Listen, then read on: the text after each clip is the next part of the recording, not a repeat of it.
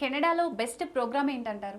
So కెనడాకి వచ్చేసరికి ముందే చెప్పుకున్నట్టే మనం వెస్ట్రన్ వరల్డ్స్కి అప్డేటెడ్ కోర్సెస్ ఉంటాయని చెప్పి ఎస్పెషల్లీ టెక్నికల్ కోర్సెస్ అనేవి చాలా బాగుంటాయి కెనడాలో. Particularly software related, AI and ML ఇలాంటివి, మళ్ళీ నర్సింగ్ కోర్సెస్ కానీ, బిజినెస్ కోర్సెస్ కానీ ఇలాంటివన్నీ చాలా డిమాండ్ ఉంటాయి. దాని తర్వాత ఆపర్చునిటీస్ కూడా అదే రేంజ్లో అవైలబిలిటీ కూడా ఉంటాయి కెనడాలో. డిఎల్ఐ ఇన్స్టిట్యూషన్స్ అంటారు, అవంటే ఏంటి ఇంతకీ? సో జనరల్లీ ఇప్పుడు ఒక కంట్రీకి వెళ్ళి మనం చదువుకోవాలంటే, ఇండియాలో కూడా మనం ఒక యూనివర్సిటీలో చదువుకోవాలంటే యూజీసీ అని ఉంటాయి, కొన్ని అప్రూవల్స్ అనేవి మ్యాండేటరీగా మెయింటైన్ చేయాల్సి వచ్చింది. యూనివర్సిటీ ఒక పర్టికులర్ డిగ్రీ ప్రొవైడ్ చేయాలండి. అట్లాగే కెనడాకు వచ్చేసరికి యూనివర్సిటీ ఒక ఇంటర్నేషనల్ స్టూడెంట్ని ఇన్వైట్ చేస్తుంది, ఎడ్యుకేషన్ ప్రొవైడ్ చేస్తుందంటే ఆ యూనివర్సిటీకి డిఎల్ఐ ఇన్స్టిట్యూషన్ అనే ట్యాగ్ ఉండాలి. డిఎల్ఐ అంటే డెసిగ్నేటెడ్ లెర్నింగ్ ఇన్స్టిట్యూషన్.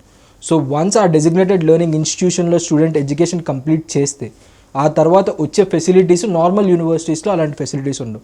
సో మనం మాట్లాడుకోవచ్చు పర్మిట్ అనేది, వర్క్ పర్మిట్ అనేది ఎట్లా ఉండిద్ది. డిఎల్ఐ ఇన్స్టిట్యూషన్లో చదువుకున్న వాళ్ళకి వర్క్ పర్మిట్ డిఫరెంట్గా ఉండిద్ది. జనరల్గా ఒక డిప్లొమా కోర్సెస్ కానీ జనరల్ కోర్సెస్ చేసుకునే వాళ్ళకి వర్క్ పర్మిట్ అనేది డిఫరెంట్గా ఉండదు. సో స్టూడెంట్స్ వన్స్ ట్రావెల్ అవుదాం అనుకుంటున్నాడు, కెనడాలో ఎడ్యుకేషన్ చేద్దాం అనుకున్నాడు అంటే డిఎల్ఐ ఇన్స్టిట్యూషన్స్ని మేము ఎక్కువగా రికమెండ్ చేస్తాం. ఎందుకంటే అయిపోయిన తర్వాత ఆపర్చునిటీస్ కూడా అట్లాగే ఉంటాయి. డిగ్రీ వాల్యూ అనేది ఎక్కువ ఉండేది. వన్స్ ఆ డెసిగ్నేషన్ ఉన్న యూనివర్సిటీలో చదివిన తర్వాత వర్క్ పర్మిట్ అనేది కూడా ఎక్స్టెన్షన్గా వచ్చింది.